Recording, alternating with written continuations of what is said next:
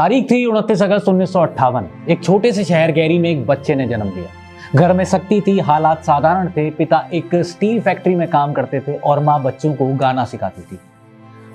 इसी बच्चे का नाम था माइकल जैक्सन। और सच कहें तो उस वक्त किसी को जरा सी भी अंदाजा नहीं था कि ये छोटा सा बच्चा आने वाले समय में दुनिया का ऐसा सितारा बनेगा कि लोग उसके कंसर्ट में सिर्फ उसे देखने के लिए ही बेहोश हो जाया करेंगे।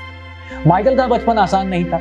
उनके पिता जो जैक्सन बहुत सख्त थे, कई बार सख्ती हद से ज्यादा भी हो जाती थी, लेकिन उसी सख्ती ने माइकल को परफेक्शन की आदत भी दी। उनके लिए बचपन खेल नहीं, एक ट्रेनिंग था, जहां हर दिन रिहर्सल था, हर गलती एक सजा और हर सही कदम एक नए लेवल की शुरुआत थी। बहुत छोटी उम्र में ही माइकल अपने भाइयों के साथ एक ग्रुप का हिस्सा बन जाते हैं जिसका नाम था द जैक्सन 5। यहीं से उनकी असली शुरुआत थी। छोटे से माइकल की आवाज में जादू था, एनर्जी ऐसी कि स्टेज पर आते ही पूरा माहौल बदल जाता था। उनके गाने जैसे आई वॉन्ट यू बैक और ABC ने उन्हें बचपन में ही स्टार बना दिया था। लेकिन माइकल यही नहीं रुकते, क्योंकि उनके अंदर कुछ बड़ा करने की भूख, कुछ ऐसा जो दुनिया ने पहले कभी नहीं देखा। समय बीता, माइकल बड़े हुए और उन्होंने सोलो करियर शुरू किया। और फिर आया वो दौर जिसने उन्हें हमेशा के लिए किंग ऑफ पॉप बना दिया। उनका एल्बम थ्रिलर आज भी दुनिया का सबसे ज्यादा बिकने वाला एल्बम है। इस एल्बम ने म्यूजिक इंडस्ट्री की डेफिनेशन ही बदल दी, लेकिन इसके पीछे की कहानी भी उतनी ही दिलचस्प है। कहा जाता है कि बिली जीन को परफेक्ट बनाने के लिए 90 से ज्यादा बार मिक्स किया गया।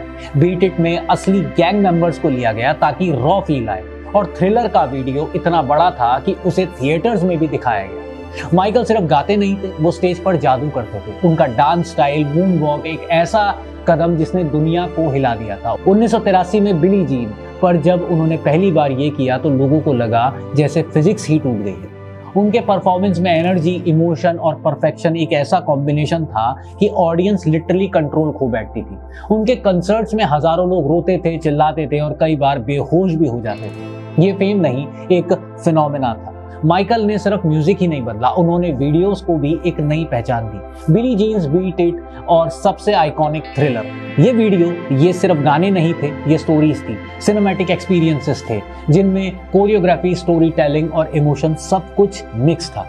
उन्होंने पॉप, जैज और स्ट्रीट डांस को मिलाकर एक नई लैंग्वेज बनाई। मून वॉक, रोबोट मूव्स और वो फेमस 45 डिग्री लीन जिसने दुनिया को हैरान कर दिया। उनके इन्फ्लुएंस ने दुनिया भर में आर्टिस्ट को बदला। भारत में भी प्रभु देवा और ऋतिक रोशन जैसे डांसर्स को इंस्पायर किया। और फिर 1996 में वो पल आया जब माइकल इंडिया आए। मुंबई में उनका स्वागत किसी फेस्टिवल से कम नहीं। एयरपोर्ट पर इतनी भीड़ थी कि हालात संभालना मुश्किल हो गया। 1 नवंबर 1996 को उन्होंने अंधेरी स्पोर्ट्स कॉम्प्लेक्स में परफॉर्मेंस दी, जहां हजारों लोग सिर्फ एक झलक के लिए आए। उन्होंने अपने टूर का बड़ा हिस्सा चैरिटी में डोनेट किया, स्लम बच्चों के लिए, और ये दिखाया कि वो सिर्फ एक स्टार नहीं है, एक इंसान भी अच्छे हैं। लेकिन जितनी ऊंचाई माइकल ने देखी, उतनी ही मुश्किलें भी उनके साथ जुड़ी है। उनकी पर्सनल लाइफ हमेशा कंट्रोवर्सीज में रही। उनके ऊपर कई आरोप लगे, मीडिया का प्रेशर अलग। 1990 और 2000 में चाइल्ड अब्यूज के आरोप लगे। हालांकि कोर्ट ने उन्हें बरी किया, लेकिन मीडिया ट्रायल कभी खत्म नहीं हुआ। उनके अपीयरेंस भी बदलते रहते थे, जिसे लेकर लोगों ने सवाल उठाए। असल में उन्हें विटिल्गो नाम की एक बीमारी थी जिसने उनकी स्किन टोन बदल दी थी, लेकिन दुनिया ने इसे समझने के बजाय जज किया। इस सब के बीच माइकल अंदर से टूटते गए, लेकिन स्टेज पर आते ही वो सब कुछ भूल जाया करते थे, क्योंकि वही उनकी असली दुनिया थी, वही वो खुद को पूरा महसूस करा करते थे। फिर आया 2009 जब दुनिया को एक बड़ा झटका लगता है। माइकल अपने comeback tour this is it की तैयारी कर रहे थे। फैंस एक्साइटेड थे, टिकट सोल्ड आउट हो चुके थे, लेकिन अंदर ही अंदर वो दबाव और थकान से जूझ रहे थे। 25 जून 2009 लॉस एंजलिस से खबर आई कि माइकल जैक्सन अब इस दुनिया में नहीं रहे। उनकी मौत कार्डियक अरेस्ट की वजह से हुई, लेकिन इसके पीछे की कहानी और गहरी थी। उनकी बॉडी में प्रोपोफॉल नाम की दवाई पाई गई, जो आमतौर पर ऑपरेशन थिएटर में दी जाती है, घर पर नहीं। उनके पर्सनल डॉक्टर कॉनार्ड मुरे पर आरोप लगा।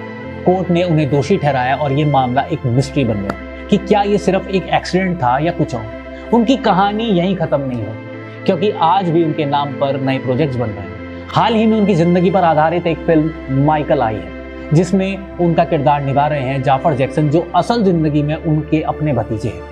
कहा जाता है कि जाफर ने सिर्फ लुक ही नहीं, बल्कि माइकल के जेस्चर्स, डांस मूव्स और उस इनर इमोशंस को भी कैप्चर करने की कोशिश की जो उन्हें बाकी कलाकारों से अलग बनाता है।